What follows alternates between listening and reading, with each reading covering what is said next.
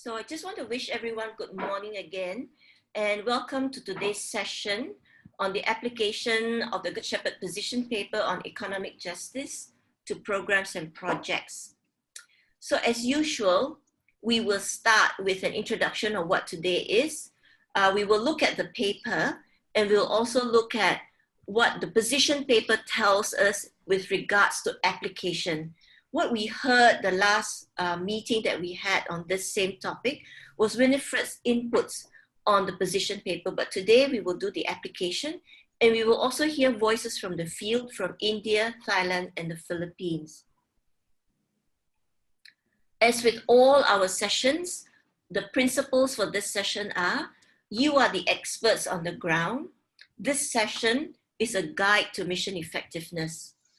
The second principle is, we hope through this session, you will be able to see the integration of spirituality, justice and peace with good ministry practices.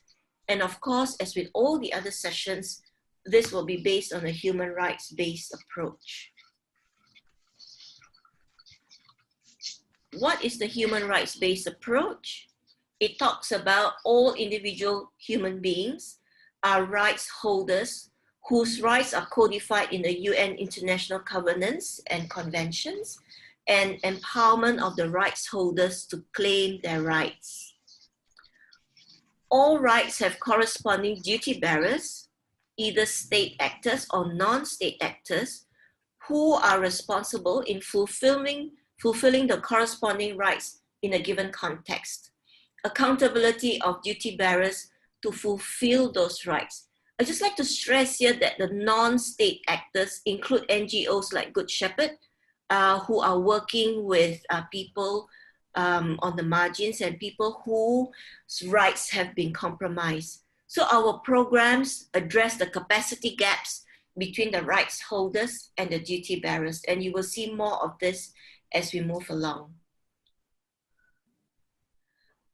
We heard very, very clearly in the last presentation that the position paper on economic justice addresses poverty. Okay, it addresses poverty and the effects of poverty on people. We also heard Winifred ask us at the last session.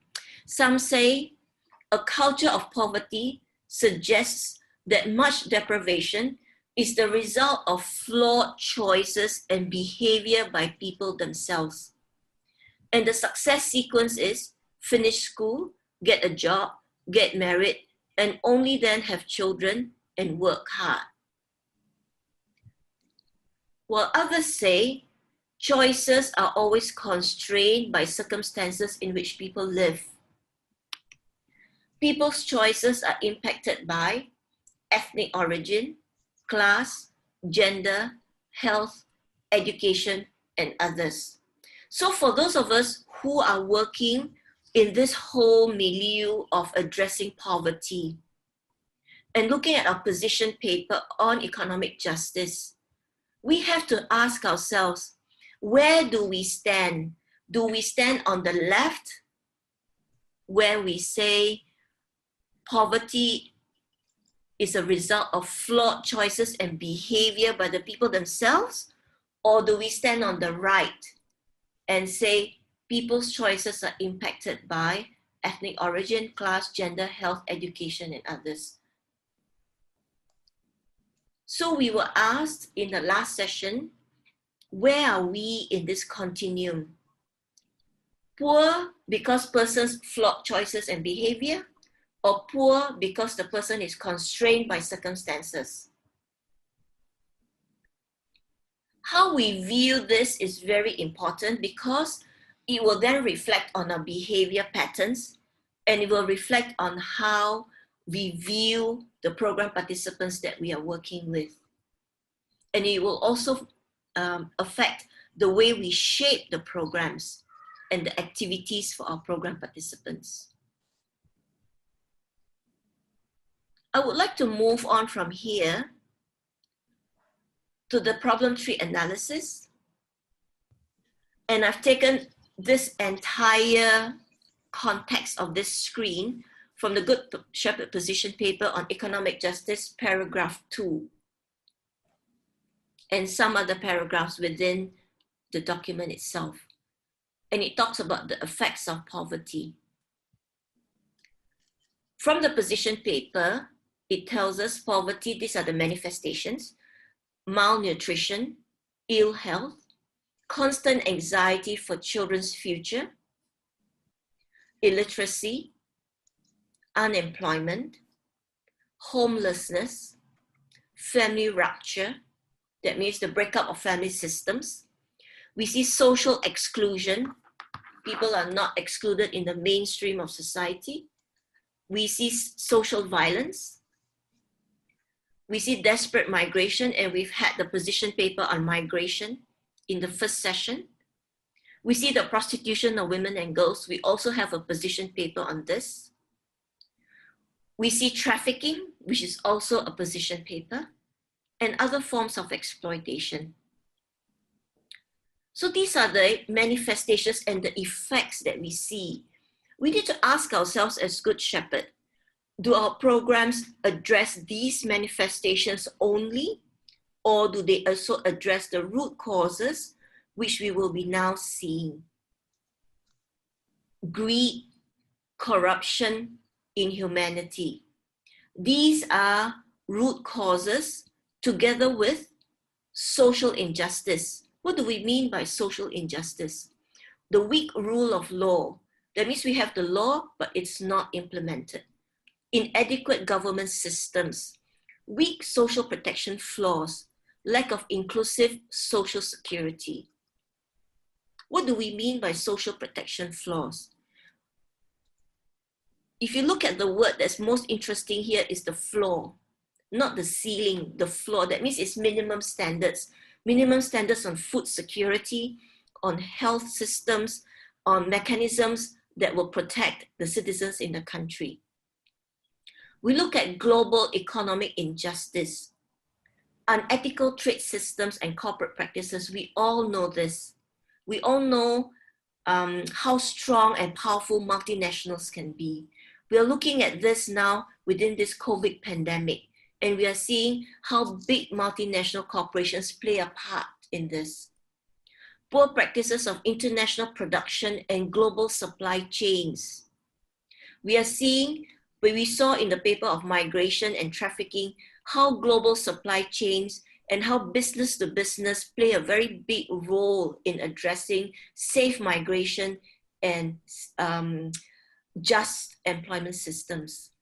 We're looking at social injustice, where we have unfair labor practices, accumulation of extreme wealth, refusal to share resources and material goods. So these are some of the manifestations and the root causes that are identified in our own economic justice position paper. Just want us to reflect a bit on this and to reflect back on the programs that we have. Do our programs address both the manifestations and the root causes?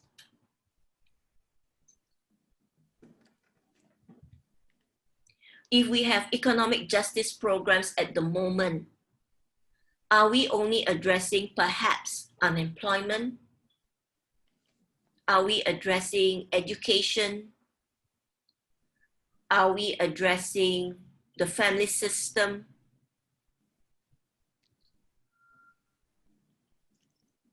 Are we addressing just social exclusion? Or do our programs also look at systemic injustice, global economic injustice, social injustice? Does it also address greed, corruption, and humanity? Something to ponder upon, because it is not easy to address root causes. So as we look at this, sometimes we ask ourselves, how do we go about addressing the entire system on poverty? And how do we craft effective economic justice programs?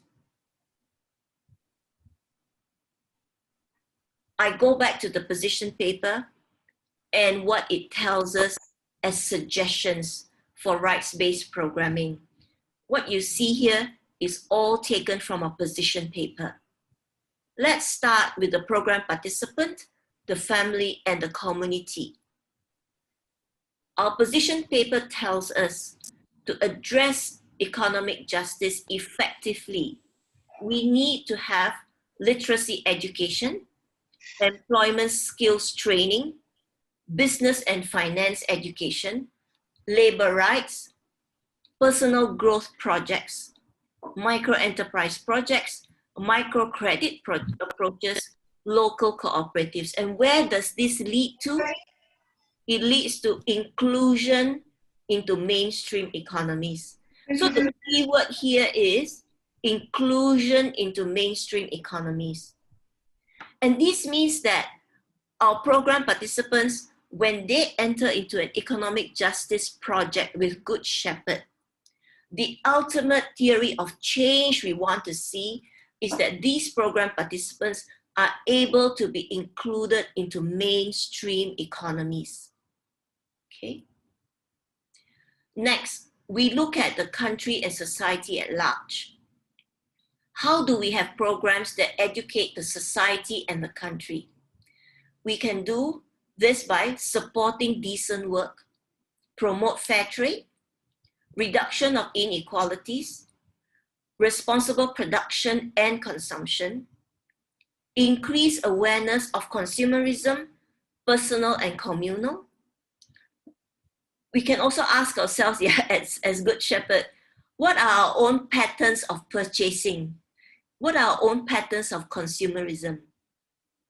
Just employment conditions. We also need to reflect in our own Good Shepherd programs, do we also practice just employment conditions? And corporate social responsibility. In just employment conditions, I just like to highlight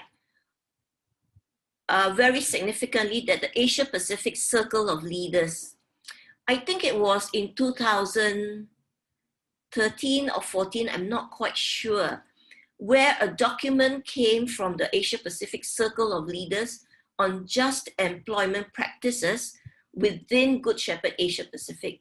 I will share this document with you so that you can also review your own employment conditions for our own staff within Good Shepherd.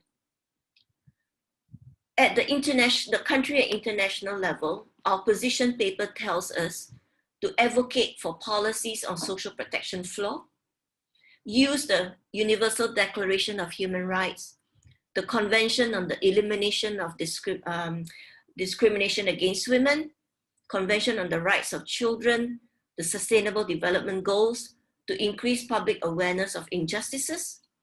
And there is also a very interesting document, the UN Principles on Business and Human Rights, Fair Trade, Rights of Laborers, Migrants' Rights, Sustainable Environment, and Gender Justice. Now, these are some of the things that we can do. If we are able to address these points in our programs on economic justice and to take consideration of these points, I think it's really superb, and we will be able to see changes in the society that we are working with and in the program participants that we are reaching out to. This is the guiding principles on business and human rights. I will share this document with all of you when we share the PowerPoints for today. Winifred also introduced us to this, making human rights work for people living in extreme poverty. I was reading this document as a preparation for today's session, and I thought I just want to highlight two very strategic points in this document to help us in the application of economic justice in our programs based on a human rights approach. Okay, the first is the key principles for engaging with people living in poverty, and the second is empowering people in extreme poverty to claim their rights. Normally, we ask ourselves, how do we go about this? We have very good intentions, but we don't know how to start and where is the starting point. I hope the next slides will help you to frame your programs. And I want to encourage you, as we look at the next slides, if you have your cell phone with you, just take a screenshot. And as you hear India, Thailand, and the Philippines share about their project, it's very good to reflect on these key points and to ask yourself, are these key points reflected in their sharing as well? And what questions do you have that will help you to better understand economic justice? I move to the first one, key principles for engaging with people living in poverty. So what are the key principles? There are 6 in the document. Okay. The first is gain people's trust. Why must we do this?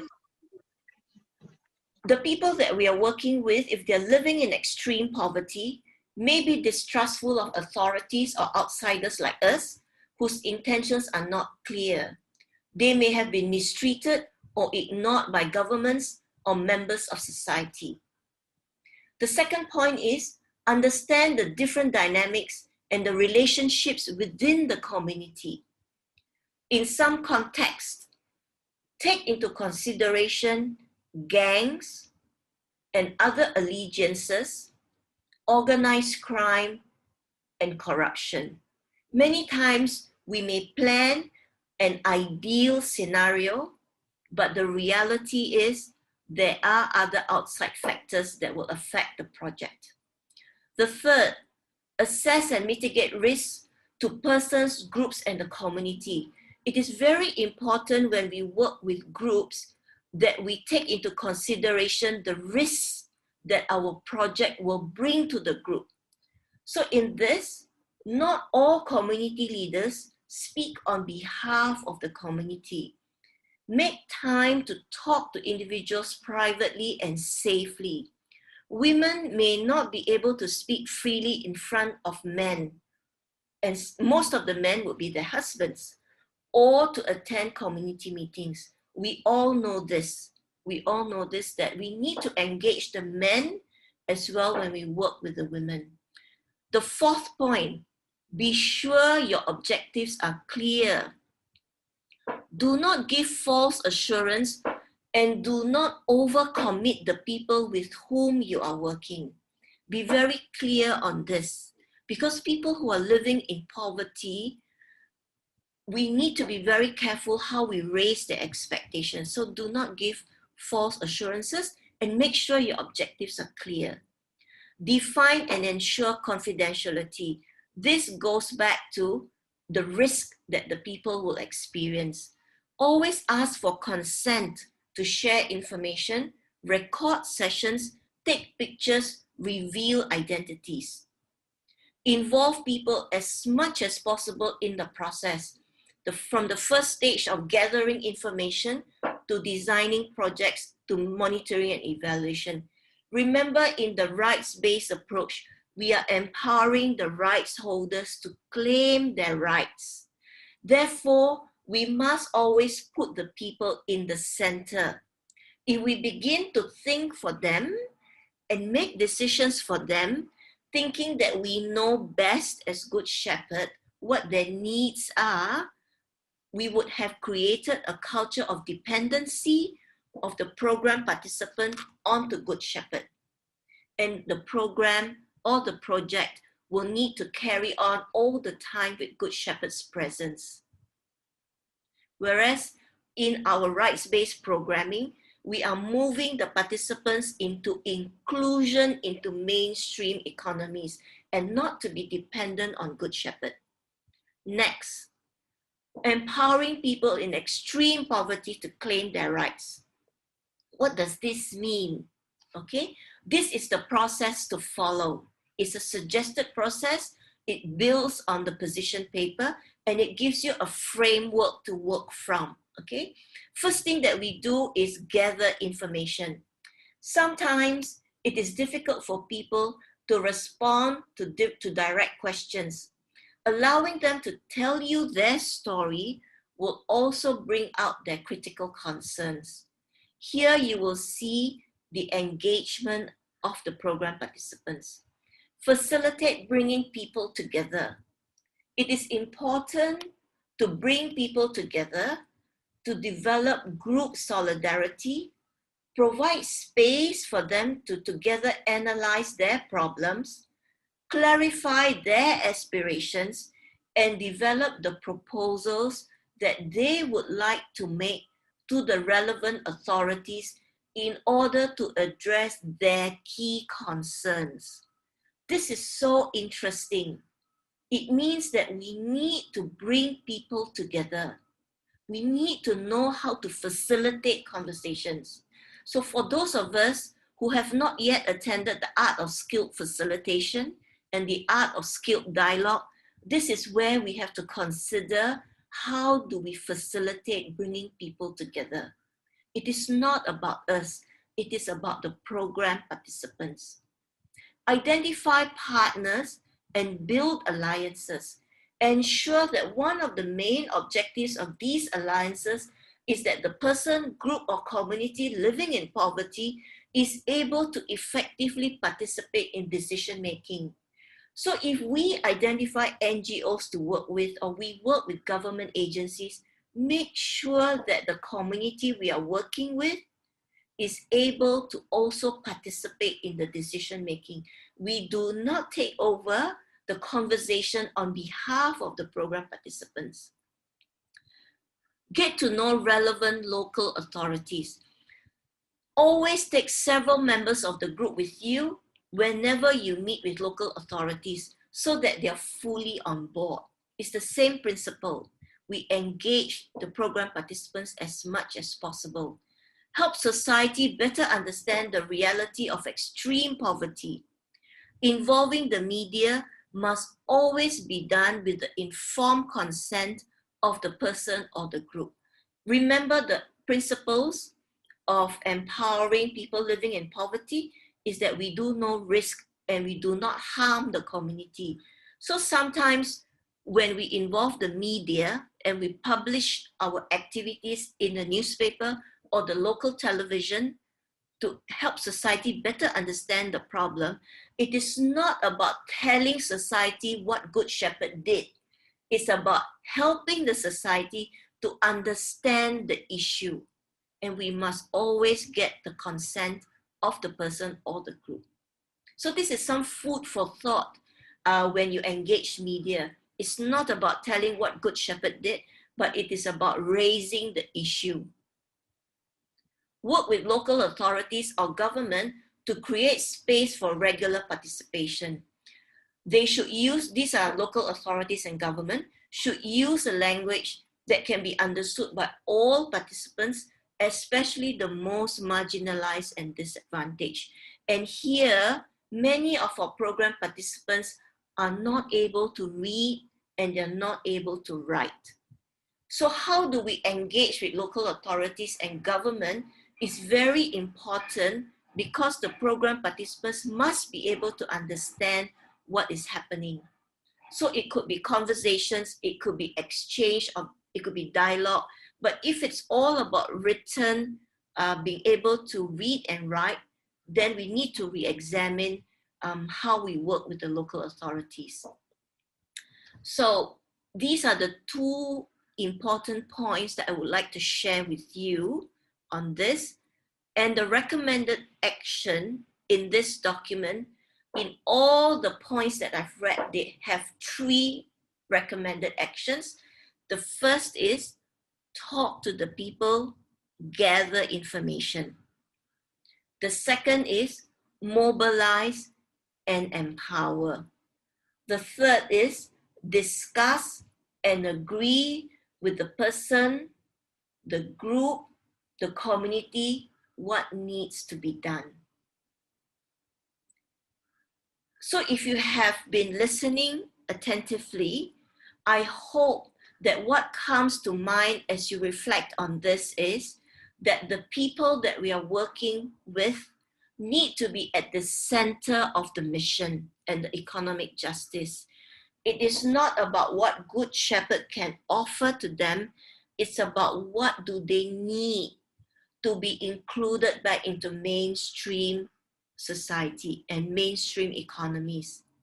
And it's about talking to the people, mobilizing and empowering them so that as rights holders, They know how to claim their rights within the economic system, within the political system, within the social system. And the final thing is, we must always discuss and agree with the persons, the groups, the communities, what needs to be done. Okay, so I'm going to stop sharing at this point because the next bits will be the voices from the field. Yes, good morning, everybody. I'm Peter from Central East India, Mission Development Office, MDO. We will start with our experience with the EJ project. Alex will start and he will give an outline overview of the project. Then we have Sister Priscilla, who will share for 2-3 minutes about her experience, how in their area, their site, this inclusion of these women into this development and application of the position paper. And we have Sister Aruna and Sister Usha, who also can add into whatever points we leave out. Okay, so I will ask Alex to start with the presentation. I can share the PPT notes, Teresa Madam. Yes, you are able to because I've made you co-host.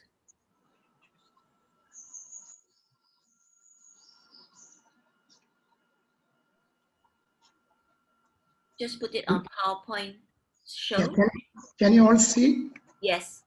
Yes. Put it on slideshow, Alex. 1 minute. Slideshow. Yeah, try.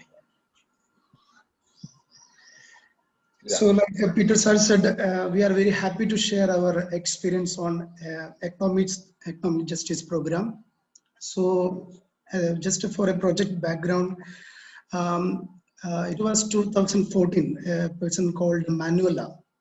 She's from Ireland. She did a needs assessment study in 4 sites of Good Shepherd community. 2 sites in Andhra Pradesh, 1 site in Madhya Pradesh, and 1 site in Telangana, Mulakalappally. So the 2 sites are tribal community, that is in Andhra Pradesh, and Telangana and Garatola tribal community. So the study found that these 2 communities, the women face a lot of discrimination. Since they are women, they face gender discrimination.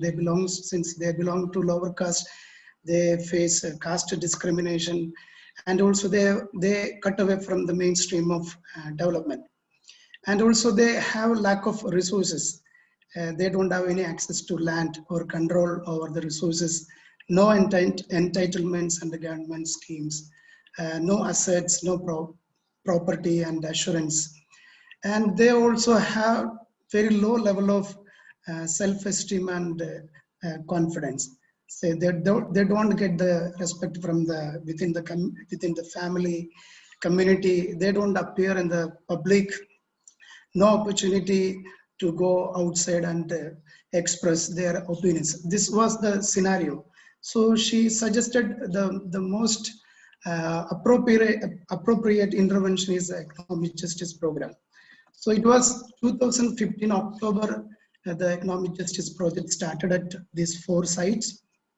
So the first phase for 3 years. So it completed on November 2018. Now we are on the 2nd phase of the economic justice program.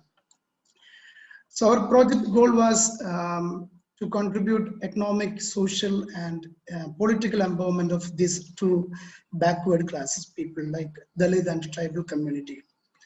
And this economic justice program, and these 3 main aspects like reducing their discrimination and increasing their opportunities and increasing their household income and increasing their self-confidence and self-esteem.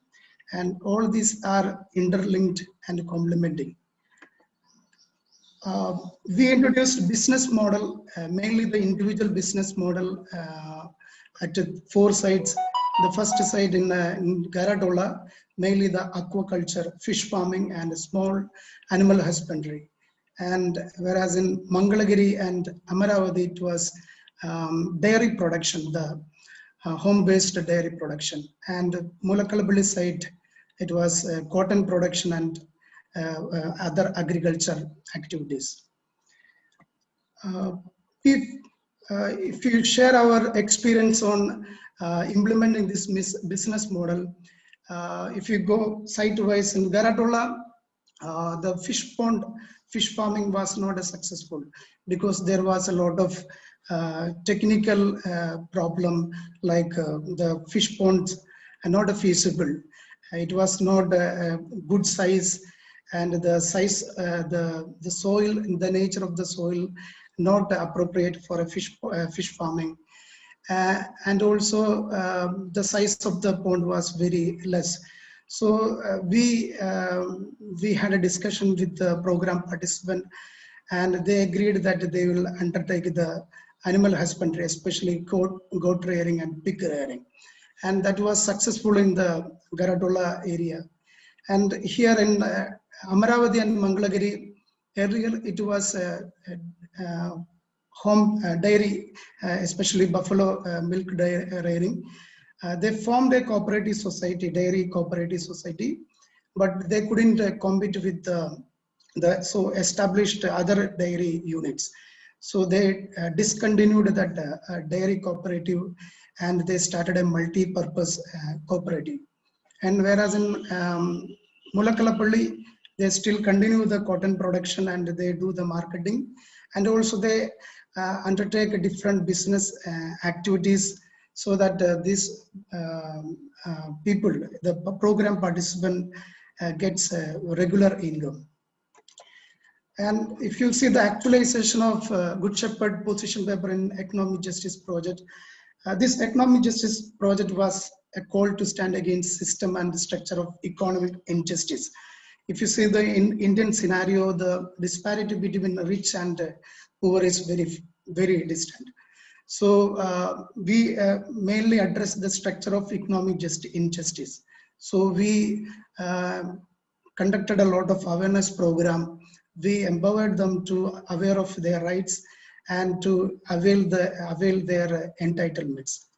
And the project advocated for economic empowerment and social transformation. Mainly, we focused more in income generation activities, which can fetch them more income and regular income for the family. Then our economic activities reduced the poverty to some extent and ensured the economic stability of our program participant. This 600 women, they were belong to the poverty line, below poverty line.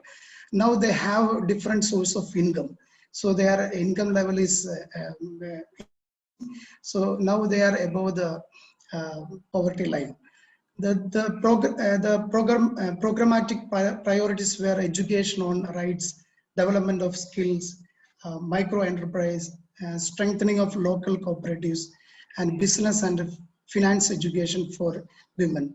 And these women are not good at business because they come from tribal background and they don't do any business activities. So it was important that we give regular training on financial planning, business development, market analysis, and research and all.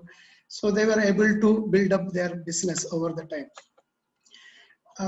The project developed a sustainable strategy for economic development with the local communities. So at the base, it was SDGs, self-help groups, and in the higher level, it was a cooperative societies. So it really helped them to continue their work. Then income generation was responsive to local situation and pragmatic and effective for women and their families. So we did not introduce any new income generation program among this program participants. All what we did, it was their existing business we strengthened, give more marketing knowledge, we incorporate a lot of technical knowledge. Then the economic justice project was based on human rights and result-based approach.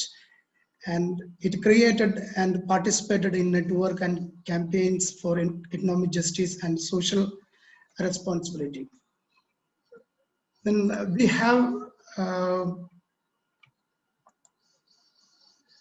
as I said, we have four sides. We have for women multipurpose cooperative society, different income generation program, basically individual business, and also some cooperative they support small group business like garment shop,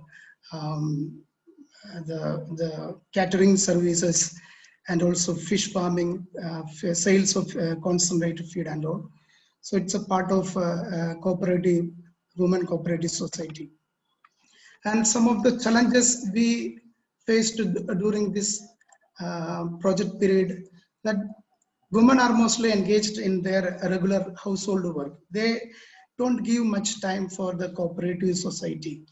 And since they don't come for a regular time, it really affects the normal functions of cooperative society. And also since they come from a tribal background, business management, other aspect is new for them, and most of them are illiterate women. And the Dalit and the tribal communities come from a non-business background, so they are not able to compete with the business, especially with the to compete with their competitors. Then the structure background of the society still has the influence. It's still a male-dominant community, whether it is in Dalit or a tribal community. Normally, men only take decisions. Then tribal and the Dalit communities are content with what they have. They don't have a business vision more than business and increasing money. They tend to concentrate more on their social cultural aspect of the community. So these are some challenges we encountered during this project implementation. The achievement during the course of this 4 years and 9 months. So as I said in the initial slide, they were discriminated. Now women became partners in the family and community life. Their husband, their family members giving much respect now, and they are getting recognition from the family and the community now.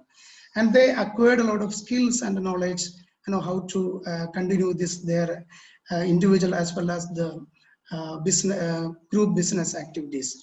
And nowadays they are giving more education and skill training program to the girls and women. And since they involved a lot of business activities, their access to resources, like they have money, they have group saving, they have saving in the SDGs, they have saving in the cooperative, and the financial productive access is widened now. All women started to purchase more assets now, and the diversification of income also happened during this course of time. And when men started to respect women initiative and support them, women start to more show a lot of confidence, and they enhanced their self-esteem. And also the cooperative society got very good recognition from within the community. Earlier it was 600 members. Now 850 members are there. So 250 members joined now. Then nowadays they are taking more active participation in the village meeting, especially in the local self-help group government. And they reduced their fear and shyness, and they increased their self-confidence. So now they are more confident to engage with the duty bearers and express their demands, express their views on women issues and community development issues. Some of the learnings during this course of time, network with like-minded NGOs and government officials is necessary for the effective implementation of economic justice project. So in order to make duty bearers more responsible, we need to have more meeting with them. We need to have more dialogue with them. So that what happened during this course of time. Both individual and collective enterprise should be come under direction of support of SDGs and cooperatives. So mainly earlier it was a project monitor the both individual and group activities. Now the project entrusted this monitoring work to the cooperative and SDGs to do that work. Then bank linkages should be well established for the transparency and reducing the exploitation by the money lenders. Then adequate initial investment is required for effective economic activities. So in order to start an effective economic activity, you need to have adequate investment. And village level and cluster level information meeting are very important for a group sustainability and continuity. And also a well balanced workforce is essential for the successful implementation of the project. And it is significant to involve men in the economic justice program. So these are our learnings. Then during this time, one of the project beneficiary, her name is Bistubai. She's the president of Women Cooperative Society. She was awarded by Stop Hunger from France for motivating her community in economic development. So this was a great achievement for our project and for our program participant.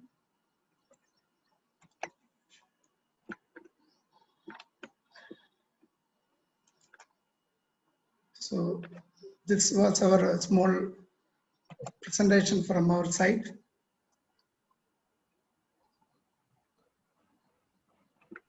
Thank you very much, Alex. Maybe I see a question in the chat box. May I ask how these projects impacted the lives of those women as well as communities they live in? Does it also influence India's policies and laws for the empowerment of women in general? I think the first question was answered in the slides on the impact of the women and the communities they live in. Maybe I will ask the group in India to address the second question, how these projects influence India's policies and laws. Or rather, I think the question should be, how does India's policies and laws influence the women? Because it was empowering the rights holders to claim their rights from the duty bearers. Would someone like to share? Maybe Alex, you can stop sharing screen.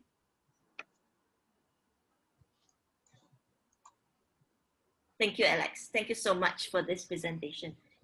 Would one of the members of the team be able to address this question? Mr. Aruna?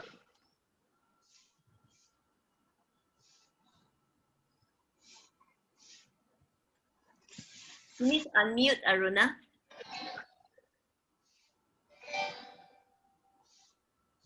I think Alex has already mentioned that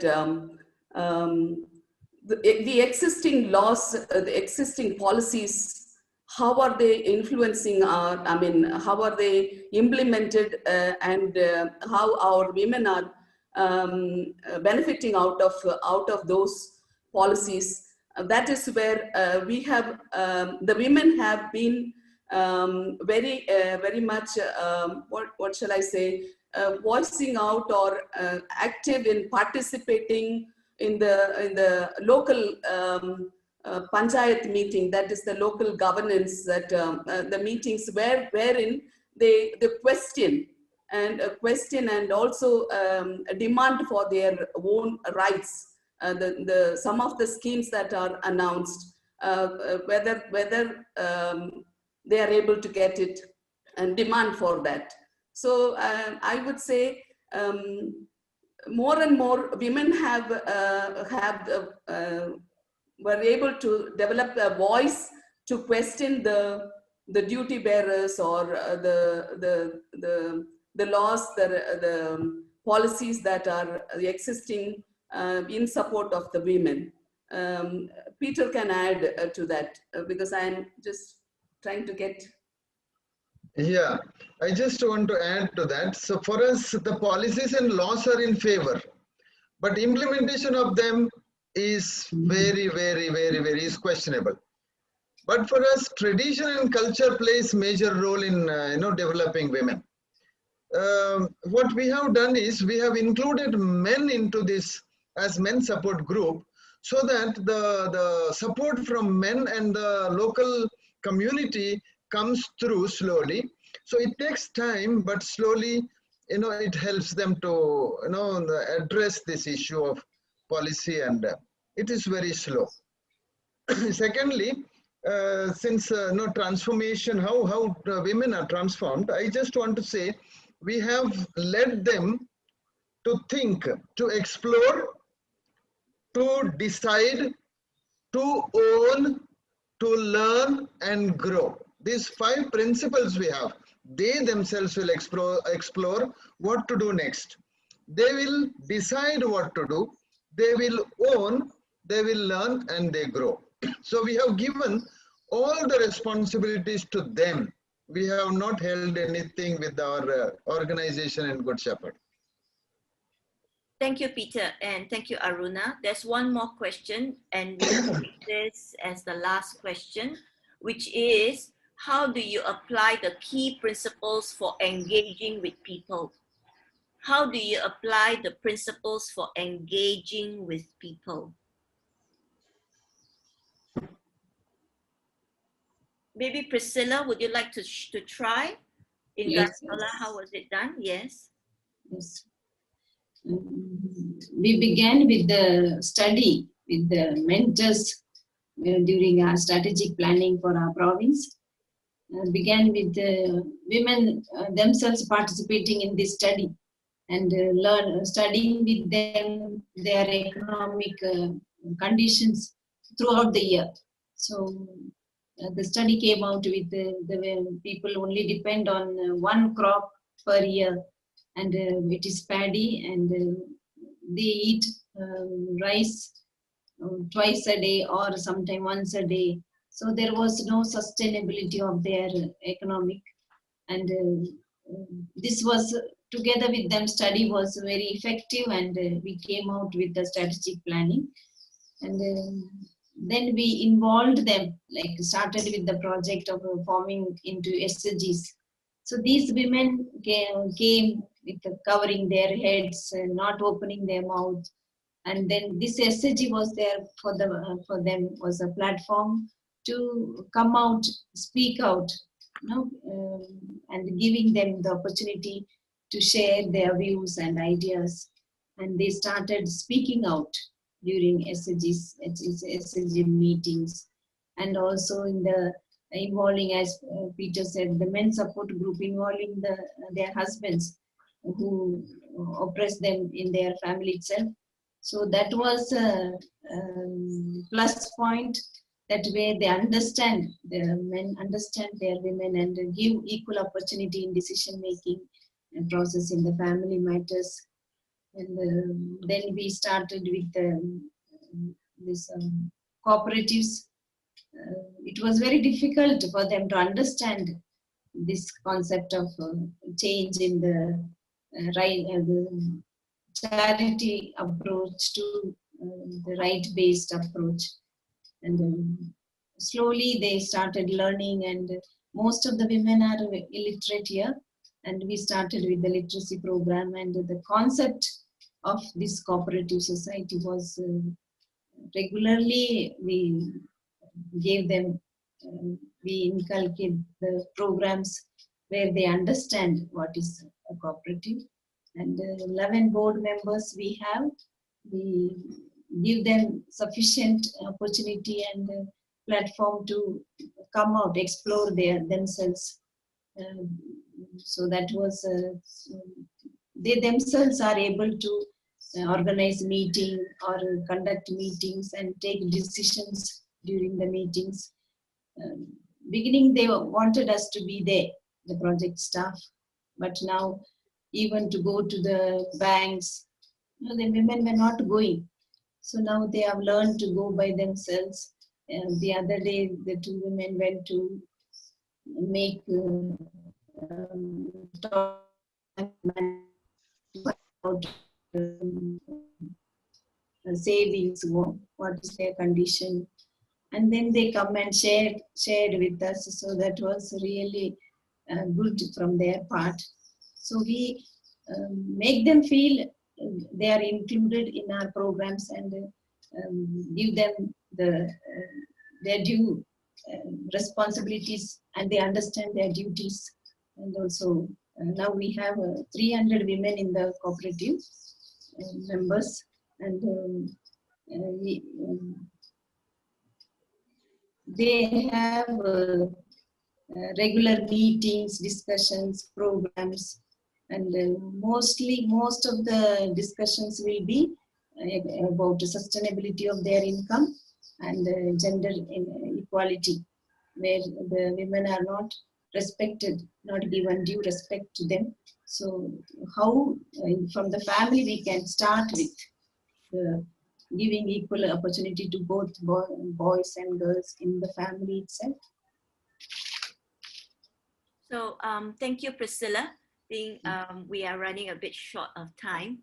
That was really very nice. A very nice summary of the participants. One last point I want to just tell.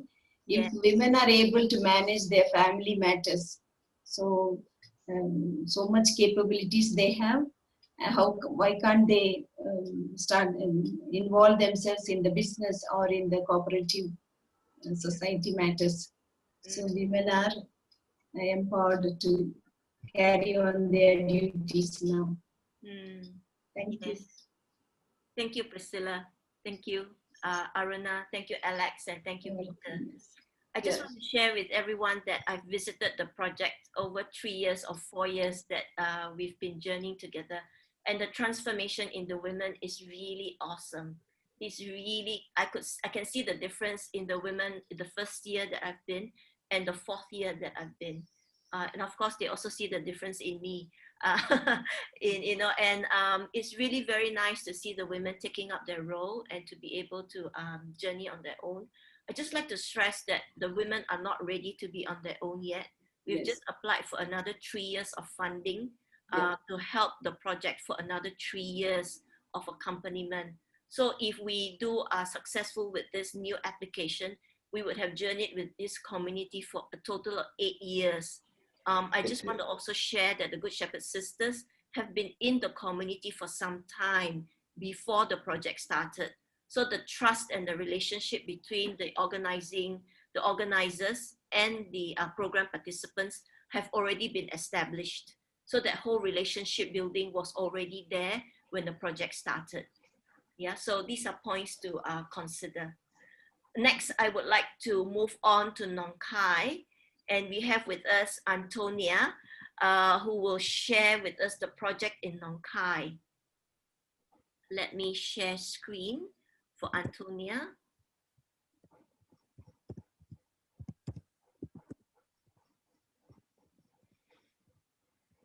Can you see my screen, Antonia? Yes, thank you, Teresa. Yep. Can you hear me? Yes, very Good. well, very well. Good. So greetings, everyone. While Good Shepherd Nong Khai has initiated a vast number of projects to promote economic justice over the past 40 years, the two main areas of their work are actually village outreach, providing medical and social support, including the Garden of Friendship residential care, and the Child and Youth Development Program, which assists students with opportunities to further their education. I will not be elaborating on these two areas of work, but will mention their income generating components later. Antonia? Yes? Can I just slow down a bit because you have time? I'm trying to get within my 10 minutes to read. No, it's all right. All right. Yes, just slow down a bit. Thank you so much. Sure. Thank you so much. Sure. So Good Shepherd came to the northeast of Thailand in 1980 to work alongside Catholic Relief Services in the refugee camp of 35,000 people on the border of Laos. A needs-based approach to development was adopted from the beginning, but pivotal to this was the recognition that the poor were denied their basic human rights and this was addressed with every initiative undertaken. The sisters realised, next slide please, that the refugees were actually better off than the local villagers. Many NGOs were assisting in the camps, but those in the villages had little access to services and no water, and the lack of infrastructure was isolating. Among their first responses was to sink 100 wells and establish daycare centres in 6 villages, addressing early education and improving the nutrition of the children. Relationship was important from the beginning. Sister Prani, there on the right, was born and bred in Bangkok, and so she lived with the people for 2 years upriver from Nong Khai, learning their culture and their way of life. Sister Mary and Sister Joan, who was a nurse, were foreign missionaries. And so not only were Buddhist villagers meeting sisters for the first time, there were foreign ones at that. So building trust was essential.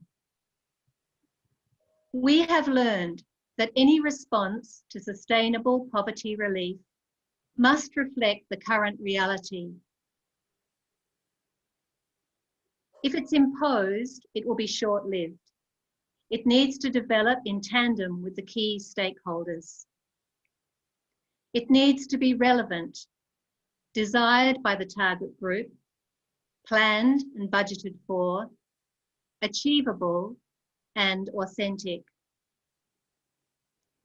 And it must also be people-driven. This is central to any undertaking, and I think reflects too on what Winifred was talking about in the last webinar. I believe there's a spiritual dimension to all Good Shepherd projects, programs, and actions.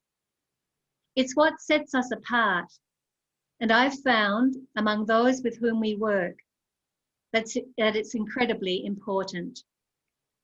The quote, "Hearts starve as well as bodies. Give us bread, but give us roses," reflects this.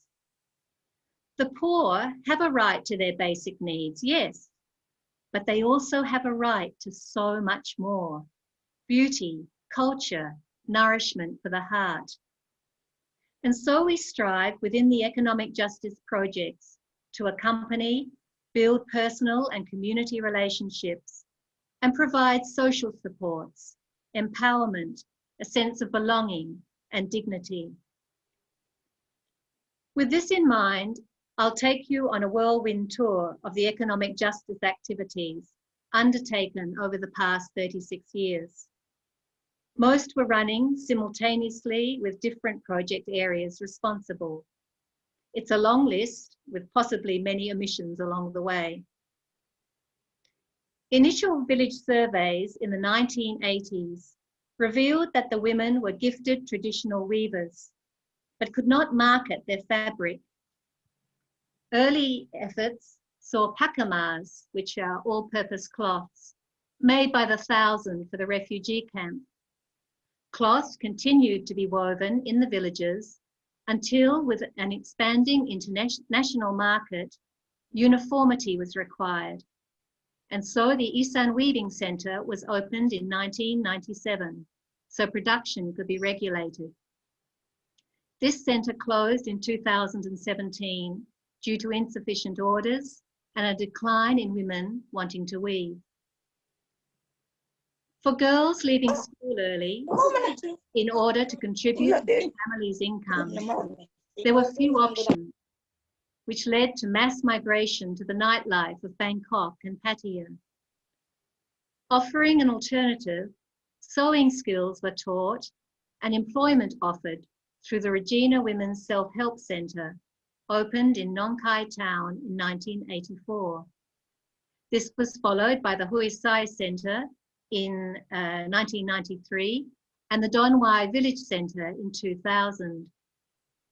At their peak, the centres employed 220 daily participants, with a further 200 provided handwork to do at home in the villages. Sales were both international and local, A number of contributing factors led to the centre's closure, including a reduction of markets and the fact that teenage girls were now continuing their education to higher levels and helping their families after graduation, and this was a good transition. The centre in Nong Khai has only just closed, following the restrictions imposed with COVID-19. It was not viable to reopen, but a group of women are now using the facilities to continue sewing on their own and running their own IGAs, including mushroom and street food. The Village Vocational Training Centre provided an excellent non-business model in helping people to help themselves from 1985. Whilst funding for seminars and start-up funds came from donors, once training was given and activities established, the farmers continued independently of the project with microcredit available, though follow-up of the progress continued. One challenge with this model was convincing farmers to put aside some of the profits in order to purchase the needed raw materials for continuous activity. The facilities offered by the VVTC were also made available to outside groups, and this generated income to pay salaries. A lessening number of families living off the land, a reduction of land size due to subdivision over generations, and the government now offering assistance to farmers, reduced the need for the VVTC programs, and the prohibition on facility use for 4 months due to COVID-19, with no reserved funds, led to a decision to close the program in March this year. It has, however, now been taken over by the Child and Youth Development Program, which will offer the facilities primarily to schools for sufficiency education training. The Isan Pottery Centre opened the same year as Isan Weaving in 1997. Teenage boys who had dropped out of school were the primary focus. The first trainees soon began to teach skills to others, and the pottery was both shipped internationally, mostly to Good Shepherd markets, and sold in Bangkok for over 15 years. With the inclusion of women in the project, not yet, jewellery was also produced, and then biofertiliser for local sale. The outreach program, which had begun in 2000 in response to the growing number of HIV infections and AIDS-related deaths, sought an occupation for its participants who faced discrimination and were also too unwell for physical labour. In conjunction with the pottery project, people living with HIV and AIDS learned to make small animals from clay that would be fired and fitted to pencils. But as antiretroviral drugs became available and people's strength improved, clay animals were stockpiling, and so we called a halt in production until an alternative could be found.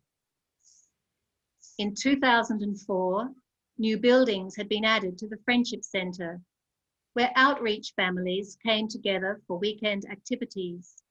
And so the following year, Hands of Hope was started, an income-generating project for those living with HIV, living being the operative word. Instead of working at home alone, participants came together daily to a communal space to make cards and paper decorations using Thailand Sa paper. Hands of Hope has perhaps provided the greatest lesson in empowerment for me personally. Until 2016, we'd used the label made by villagers living with HIV/AIDS. It was attached to every product. It implied vulnerability and inspired charity. In speaking with our customers, they told us, yes, it was a selling point. However, one day I woke up and questioned it for the first time. A discussion with the producers followed and a vote taken for a change to our packaging. Encouraged to live, empowered to create became the tagline, which told their story and upheld their dignity. The products by then were good enough to sell themselves. And with our new logo, wholesale website, inventory system, we've not looked back. Until COVID-19, that is. However, the stay-at-home period, during which all but those from Laos received government assistance, gave rise to a new optimism and strength as they looked for ways to help themselves. Every possible income-generating activity was undertaken. It was truly inspiring, and the overall feeling was one of pride. Post-lockdown, Hands of Hope is continuing just 2 days a week, unless orders are received. And they're now making Dolls of Hope for local sale, a group activity for which they are responsible with their own bank account and contact details. The two main project areas I spoke of in the beginning, child and youth development and outreach, also undertake income-generating activities to assist with program expenses. And particularly in the case of outreach, the residents of the Garden of Friendship Care Facility are fully engaged. The work has not been easy and relied on continuing partnerships with all stakeholders, including our wonderful customers, benefactors, partner organisations, and local government, investing time to build relationships, as stated earlier. Although a number of the projects have now closed, as you've seen, they served a real purpose for their time, and we have learned not to resist change.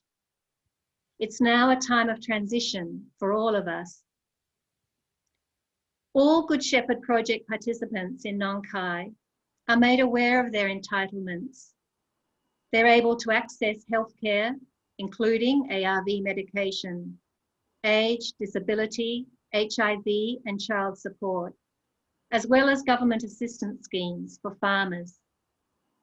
However, it is dignified and meaningful work that empowers. And when this work is shared with others, it's doubly uplifting. And so I leave you now to reflect on the words of those who embellished that here in Nong Khai. And I thank you for listening. Thank you. Thank you, Antonia. We will spend a few moments just reading the words on this slide.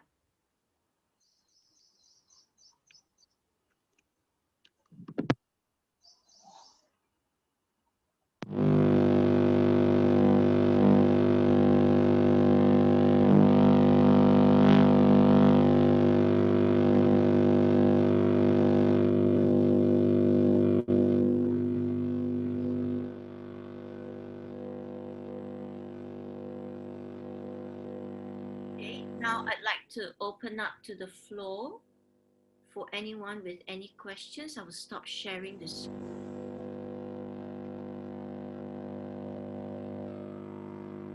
There is a humming sound. Yes, it's from Antonia's system. So if anyone has any question, please raise your hand and say your question, or you can type it into the chat box alternatively.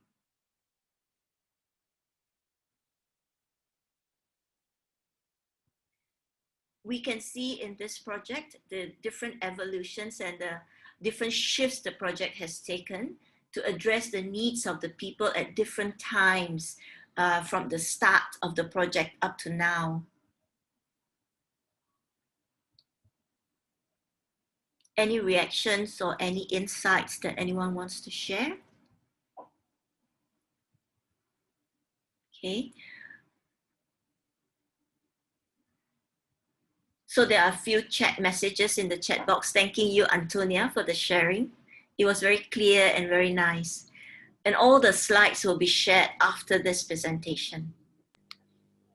Okay, so if we don't have any questions, yes, Antonia, please unmute yourself. Oh, yes, yes, sorry, you are unmute. Yes, we can't hear you.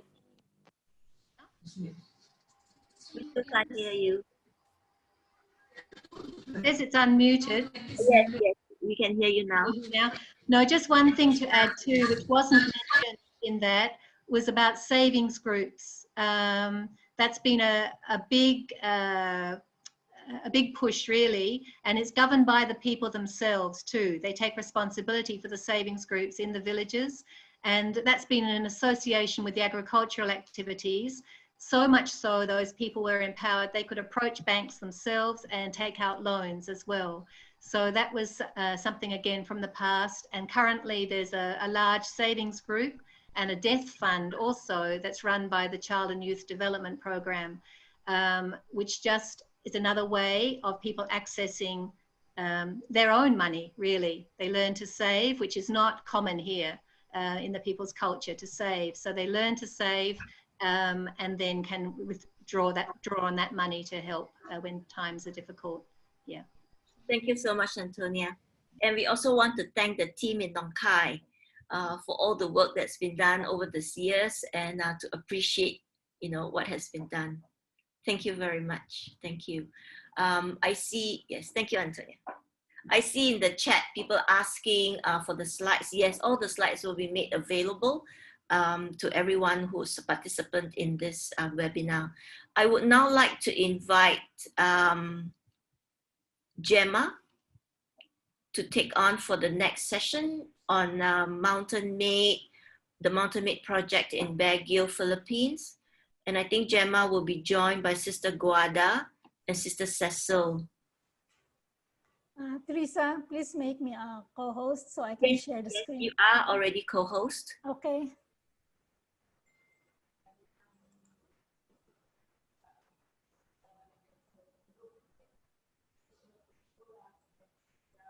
No, I cannot share my screen. Okay, I will make you co-host.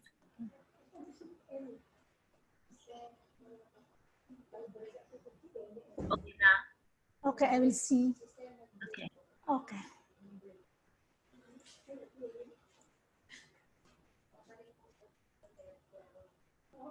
So as Gemma gets ready, I encourage people to get your questions ready as well, so that we can go straight into the questions when she finishes. Okay, good morning. I will be presenting the Good Shepherd Baguio Mountain Maid Training and Development Foundation.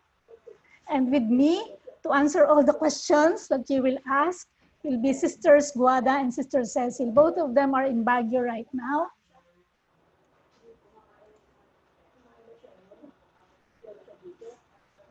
Okay. So I will start first with a short history.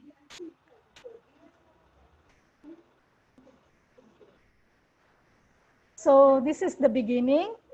So in 1952, the Bishop then of Baguio asked for the sisters to come to his diocese for some special work that God planned for them.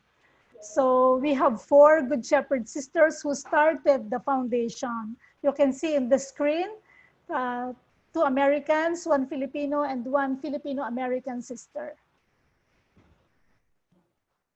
So the early ministries, you can see the pictures of girls. And this is the early ministries of the sisters then, to give religious instruction to indigenous girls in the neighborhood. And together with the school, we put up a school. That building behind was the school we called the Pelletier Hill School, that provided residential care and schooling in elementary and secondary levels to girls who were morally at risk in need of protection. And then the idea of income generating projects came. So right from the start of the foundation, the sisters brainstormed what kind of income generating projects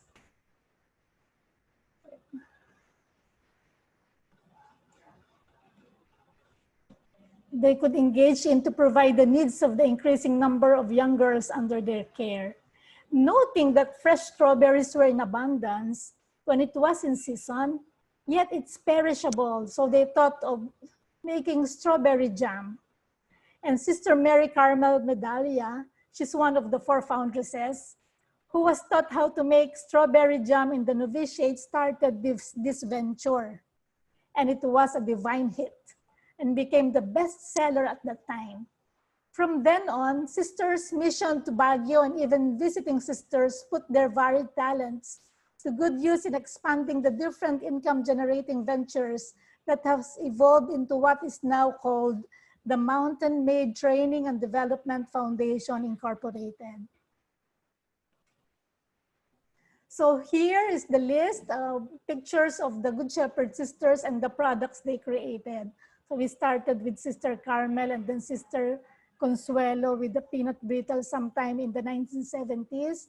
And then even Barbara, Sister Barbara from Malaysia, contributed also with her peanut and cashew crunch. And of course, our best seller today, the creation of Sister Fides, the ube jam. Sister Assumption, Sister Anfiel, you may know them. And Sister Tita, we call her Sister Tita, the strawberry juice. And also our arts and crafts projects, those cards and stoles and other projects. And today we have Sister Guada, the present products developer, and we already added plenty of products to the existing old products. And they are all good. So we go now to the Mountain Maid Training and Development Foundation, the training center. So these are our program participants. Of course, we have staff, regular staff. They are around 50 regular staff. And then our student workers. Before the COVID, our student workers were like 198 students. And then during COVID time, we only have 3. And then we have the out of school youth, and there are not so many. And then the mother workers. The mother workers are like our seasonal workers. We hire them only during peak seasons like Christmas and Lenten seasons. And their contract is about like 3 months only. And then, but they were given just salaries. What the law requires, we give them, including all the benefits and all the allowances that they need. And we have the alumni workers and the extended student workers. We also included the local suppliers, our farmers, for the purple yam and strawberries and peanut farmers. And we also give them ongoing formation on Christian living. So these are the tribal communities or the indigenous communities where our students came from. We call them the Cordillera Administrative Region. So they are people in the margins. They live in the mountains where basic social services are not provided or not available.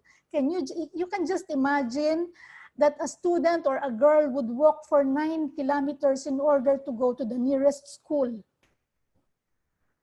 And all our student workers came from these 6 indigenous communities. So I would like to share with you the things that people were saying about our program. So how do people see us? According to them, in its 68 years of existence, the Mountain Maid Training Center has stood as the most noteworthy monument of the Good Shepherd Sisters' zealous, devoted commitment to their mission in the Cordillera of helping economically disadvantaged youth to pursue higher education or vocational technical training and uplift themselves from poverty. So this is the training center. It has demonstrated what is described as winning with inferior resources, a superior strategy of helping the poor, characterized by the sisters' commitment, the superiority of their strategy, and the superbness of their products. Its products, sought for their equality, signify the Good Shepherd Sisters' mission to the student workers from the Cordilleras, made by them with care and diligence, cooked with a prayer and wrapped with a mission. These blessings in bottles and jars feed not only the body, but also nourish the soul. So these are our raw materials, and they are all indigenous. We call these native raw materials, from peanuts to purple yam and strawberries. And our farmers, we consider them program participants because they provide us with our raw materials. Now the training center, I will not anymore explain this. You just look at the pictures, because they said that the pictures speak 1,000 words. So this is the daily thing that happened in the training center.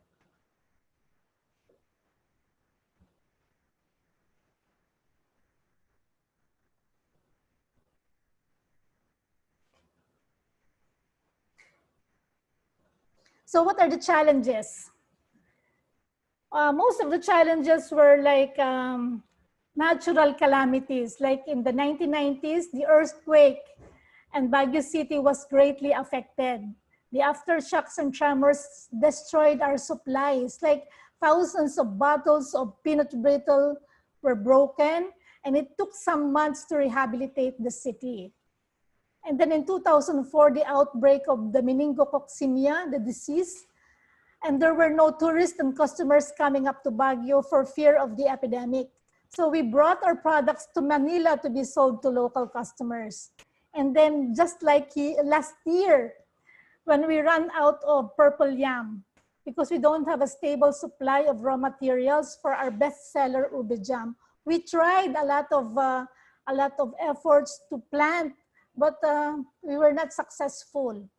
So we started using the white yam instead.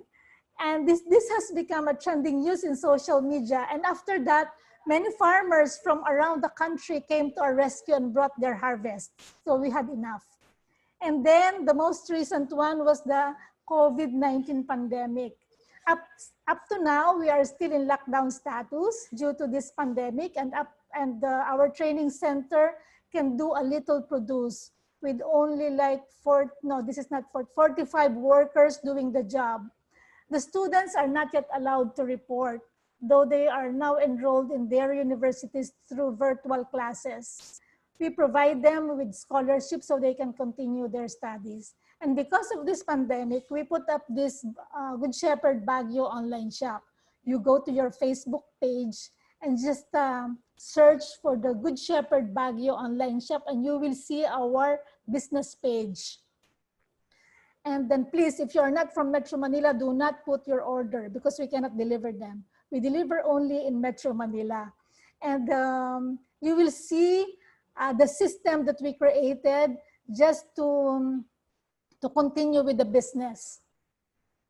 And it's doing well. We started in June this year, and we are getting more customers. Also, the media, just 3 days ago, we were on national TV, and this is like a free advertisement, and the scope is like national because the whole Philippines saw the footage on TV, and then we got a lot of order, but many of the orders came from outside Metro Manila, and that we cannot deliver because our products are like, we don't use preservatives. We are using only natural ingredients. That's why we cannot give the supply to those who are asking outside Metro Manila. And I am getting orders from abroad, and I said, oh, it would be so difficult. So what are our best practices and successes? We have more than 1,000 students already who graduated their degree as engineers, social workers, teachers, policemen, doctor, and they returned to their indigenous communities to serve. And the lives of their families improved through this program. The small business entrepreneurs have helped by reselling our products. If you will go to Baguio, you will see a lot small business entrepreneurs selling our products, and it's like we are reproducing. It's like we are not the only ones earning. Only those, even those small-time people who are trying to earn are helped. And we even help the government by paying the rightful taxes. Yes, we are paying the taxes. And we have received several awards for being one of the city's top taxpayers. And on top of this all, it is supporting the communities and ministries of the Philippine province, especially the medical needs of the sisters. We became self-reliant in the 1980s. No more funding from the PCSO, CCF, MISO, and all those funding agencies.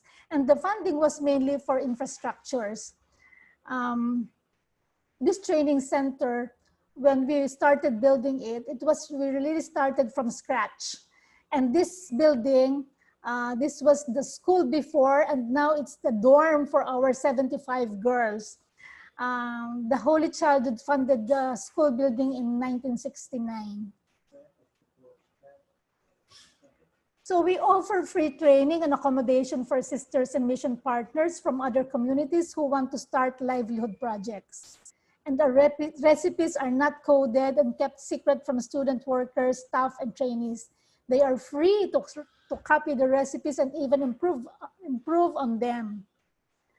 So if you will go to the market of the Baguio City, you will see a lot of products that look like the same as ours, and they have names like Friend of the Shepherd, Mother Shepherd, because they used to be our students and now they are small-time business entrepreneurs themselves. And so we are happy that we are helping them earn the living.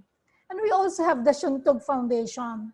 This was created by the sisters sometime in the 80s to be the outreach arm of the Good Shepherd Baguio. They do organizing work in far villages, assist the farmers, provide healthcare assistance, livelihood to poor families. This foundation is being supported financially by the Good Shepherd Baguio. And this day, they have their own legal name, and one Good Shepherd sister must be a member of the Board of Trustees. So part of the best practices, our young girls were saved from teenage pregnancy and teenage marriage. And we have the human development approach in the different areas of the program, from recruitment and hiring, training, development, compensation, and benefits, all of this. And on top of it all, we have created a brand that is known for superior quality and with a mission. And we have always to remind our customers about the mission behind this project. That's why in every cap of the jar, we put this label: you help us, you help send us through college each time you buy our products. They have to be reminded of the mission behind those bottles of jars, those bottles of jams, and those goodies. So in all the packages, this inscription is put. So this is the poster that we put in the many parishes and schools of Baguio and of the neighboring towns. So as I said earlier, I would explain the effects of COVID-19, because this is the longest disaster that we had. So before the lockdown, we have 198 students, and now we only have 83 enrolled in an online class, and only 3 of them are working with us. Our hostel, the building that used to be a school, is now closed. It used to house 75 girls. Then we have the snack bar and the ice cream kiosk. Now they are closed. And our workforce is down to 10%, so production is limited. Our stocks of ube jam, peanut brittle, cookies for the flower festival in March and Holy Week in April were all given for free to frontliners in hospitals of Baguio and Metro Manila, the police force, firefighters, feeding programs, and many more. And this was worth like 8 million pesos. So that's a loss. We also gave financial assistance of 5,000 pesos each, which is equivalent to $100, to our 408 workers as of March 16, when the lockdown began. The total financial assistance to workers was like 2.4 million or 48,000 US dollars. And we gave 1 month pay for no work to 47 full-time staff. So this is part of, and I think we got all those from our savings and our contingency funds. So with all the blessings, God is really overwhelming us with many graces. Thank you. Sister Guada and Sister Cecil will answer all your questions. Thank you. Thank you so much, Gemma. Thank you for this very clear presentation. And I like this phrase very much. Winning with inferior resources, a superior strategy of helping the poor, characterized by the sisters' commitment, the superiority of their strategy, and the superbness of their products. What a nice play of words, from inferior to superiority to superbness. So thank you very much for this sharing, and I invite the participants to share questions and insights if they have with the team from the Philippines. And perhaps maybe we could ask if Guada would just like to share, to add on to Gemma's sharing. Guada, is your mic working?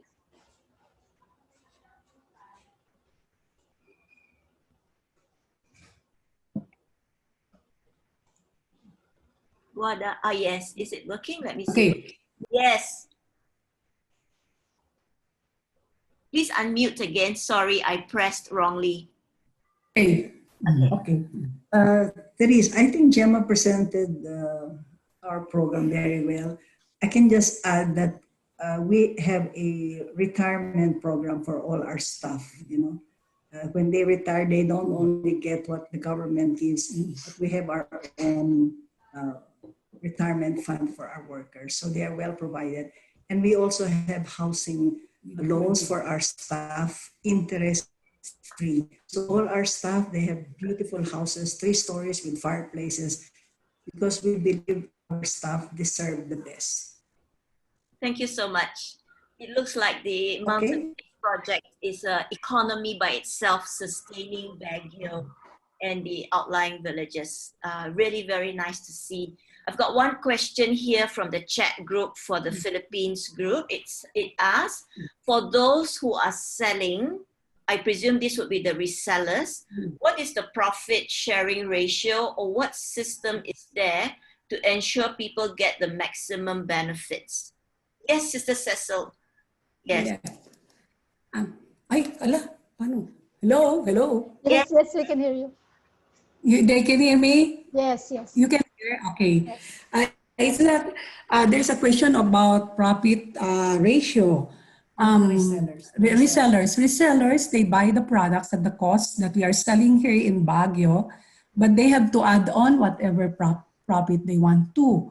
But with regards to profit ratio within the system of the foundation, we don't call it profit sharing or profit ratio among our staff and our student workers, mothers, but we share it in forms of benefits like bonus, mid-year, and December.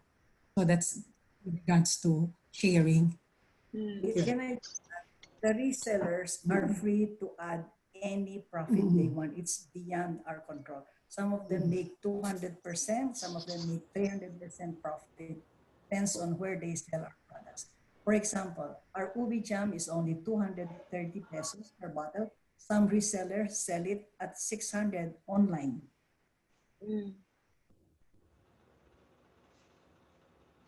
Hello? Yes. Hello? Yeah. Yes.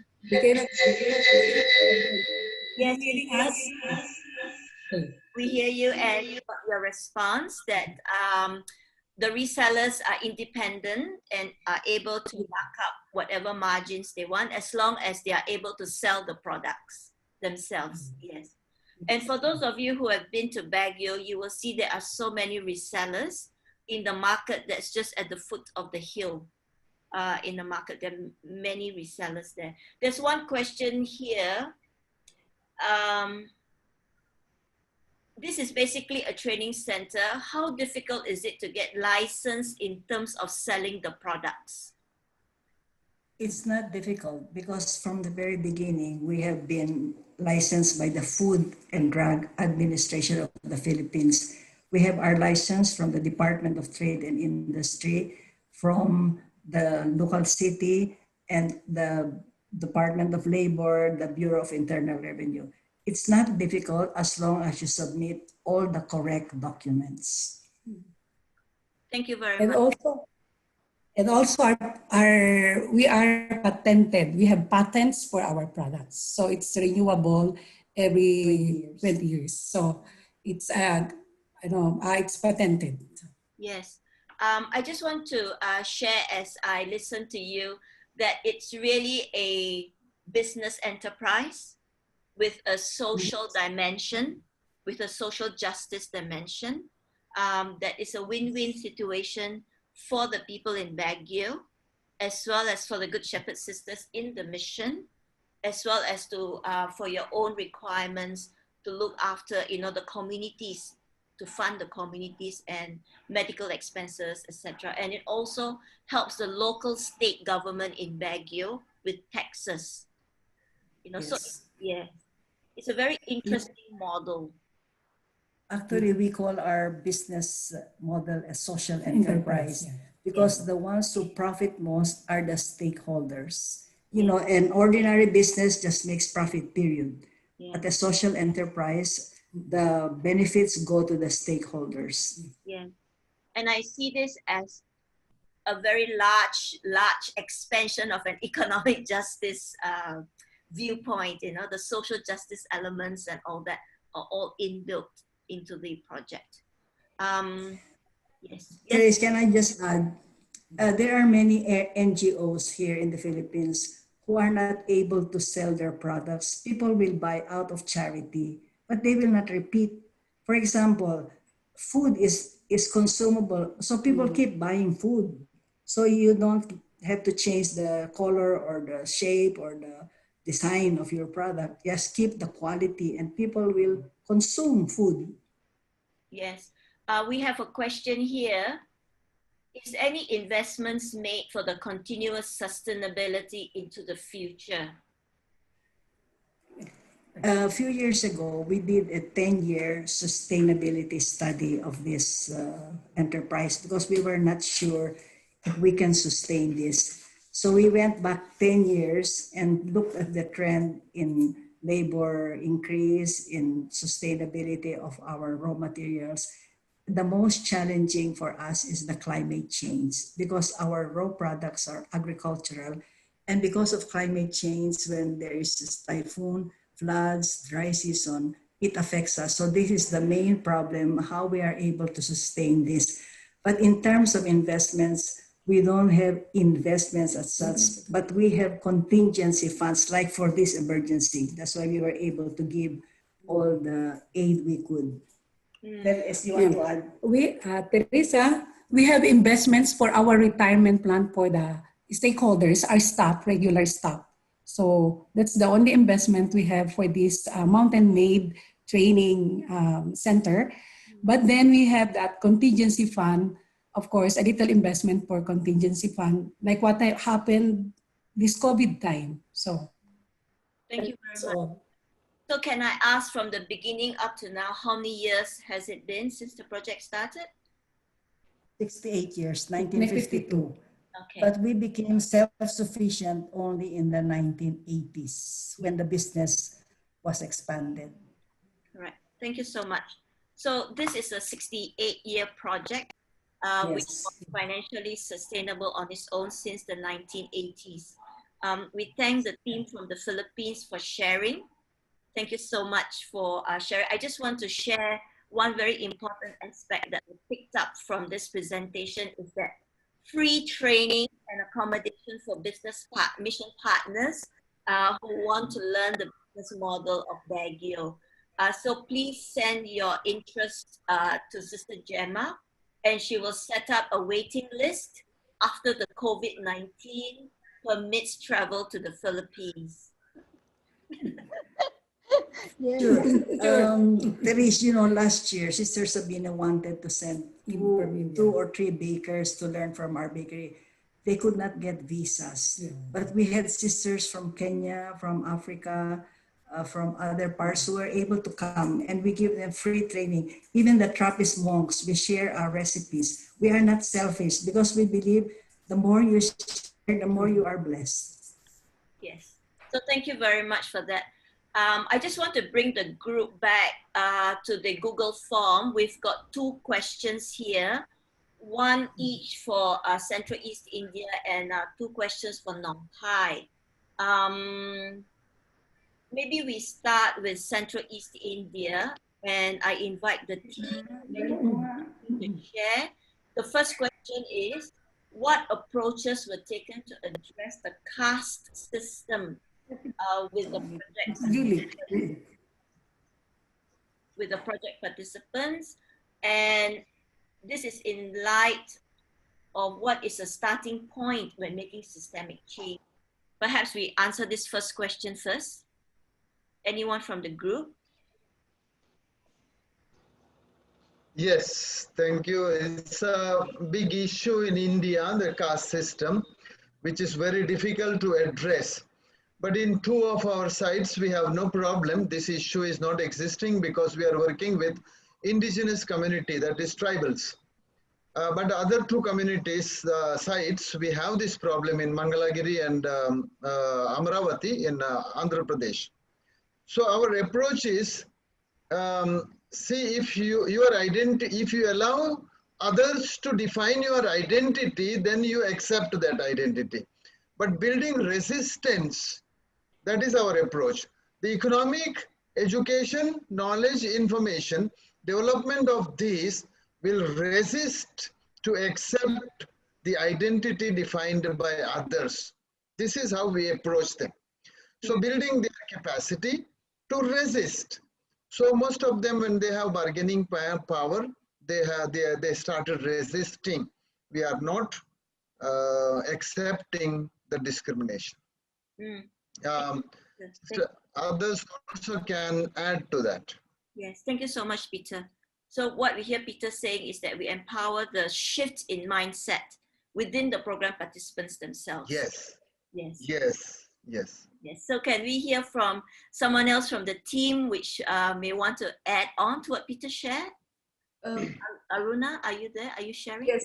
One of the aspects of our project is the self-respect and self-confidence. So that is where we address also this part of it, because this is a long-standing, age-old social evil that we have, the caste system, which is not possible to, abolish it within a period of time. It takes a lot of time. So the mindset has to be, there is a fixed mindset that I am lower than the others. So, that has to be changed. So that's where we have the awareness creation and all the other training programs, which also helps the women to, have that self-confidence and that image that I am a human being, a woman who has the respect for oneself. So that is there. And some of our project sites, we also have a program called conflict resolution and peace building, wherein we bring in other castes together in our programs. And so we have a kind of a dialogue with one another, live and let live, that kind of an attitude, and a kind of a change that we can live together, work together, and in peace and harmony, and not having that hate with regard to the caste. So there's a little bit of a change that is taking place. And another thing that Teresa said earlier, that we have been working in that community for a longer time, and we have been addressing these issues in the communities. That makes a lot of difference when we are introducing projects which has a positive approach in this scenario. So that also makes our relationship that we have built and the many years that we have been working in the community, wherein we have also addressed these issues in the community. That has made a lot of changes in the program participants. Thank you so much, Aruna. Thank you. If you realize from the sharings of our three presenters, the entire ecosystem is addressed surrounding the program participants, into the society, into the communities they are with, into the country and the space that they are operating from. So we are looking at ecosystems and not just egosystems. We are looking beyond the program participants into the communities where they are. We have got two questions from the participants for Nong Khai, and we'll just take these two questions and then we will call it a day. So Antonia, if you're ready, I will read out the first question and then you will respond, and then I'll read out the second question. How far are program participants who have been socially supported by the projects able to be self-sufficient and not dependent on Good Shepherd's economic justice projects? What would be a general time frame? Antonia? Yes. We can't hear you. Are you? Just try, yes. Very soft. I think there's a humming sound. Maybe you like to, yeah. There is some loose connection in the mic. Okay. Now? Yes, yes. Oh, yes. I think I had the earphones. Sorry about that. Forgotten the question now. No. I don't have statistics, as I say, to support that, but I think one of the things that any participants who've been through the programs, they have been empowered. They have more self-confidence. They're able to stand on their own if they leave Good Shepherd projects. And I think the Village Vocational Training Centre was not established to have people reliant on Good Shepherd forever. Their programs set up farmers, like through the cow bank. They were able to access cows to begin with, and a policy written with the people so that they return cows within a 3-year framework. So with the Village Vocational Training Centre programs, which set up farmers to continue activities independently of Good Shepherd, they were followed through for 3 years. You talked about the time frame for that. So 3 years of follow-up, and also if it was set up according to funding provided at the beginning, a percentage of that was paid back to the project.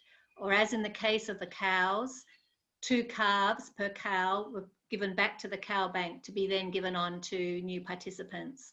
So a 3-year time frame really set people up independently of Good Shepherd. That was basically for the agricultural programs. The women who have left the programs from Regina Centre have been able to access work in factories if they've moved away from Good Shepherd with the skills that they received. And so people who were trained in the programs of the Regina Centre were far more likely to be chosen to work somewhere else because they had the skills behind them. So, and in Hands of Hope too, you know, now we're down to a small group. All those who've moved away, they have confidence now. One actually said to me, I feel better off. I feel sad for the people in the villages. They don't have what I have now. And this is someone who is discriminated against, a bit like the caste system in India that you were talking about. When people are empowered, they can stand in society. So those that have moved on have been able to get jobs outside or develop their own initiatives at home, making food, as you saw in some of the photos, food or agriculture, and have continued independently. But I don't have statistics for that. Thank you, Antonia. The other 2 questions I think have been answered by Antonia in the presentation. One of them is, what is the challenge to market the creative products to be sustainable? We have heard that some of the centers have actually closed, and the program is looking at new ways of working with the program participants because the market, the international market for these products have been affected by COVID as well. And the number of women working have been reduced also. So I think that if we share the slides with you again, you will see your questions have been answered in Antonia's presentation. So thank you so much, Antonia. Thank you. One last question for the Philippines. I think this is a very interesting question. What and who would be taking on the Mountain Maid project after Guada? Do we have sisters and lay mission partners who can take on this huge and wonderful project? There's Gemma, she can take over. And no, Therese, we have our staff that are empowered. They know more than us. They know more than us. Some of our staff stay 30 years, 40 years. One is retiring next year. Even our finance officers are all lay. Our education follow-up, they are all lay. Actually, without the lay partners, this cannot continue. Yes. Yes, Cecil. Yeah, that's true. All that is running this foundation are our lay mission partners. We are only the support system of them. Even our finance officer, disbursing officer, all the offices, even the production, we have the production supervisor. So we are only the support system of them. It's in their hands. Therese, 95% of our staff were our former student workers. So they know the process and the production. Yes. Thank you so much. Thank you. I just needed to ask you this so that the people could hear, your process of empowering the partners in mission as well. I think we will call it a day, and I thank everyone for your participation. So with this, we will open up all the mics, and we will say goodbye to people, and we wish you all the best. And we thank Central East India, Thailand, and Philippines for sharing with us their good practice. Thank you. Thank you so much. Thank you. Thank you. Thank you. Thank you so much.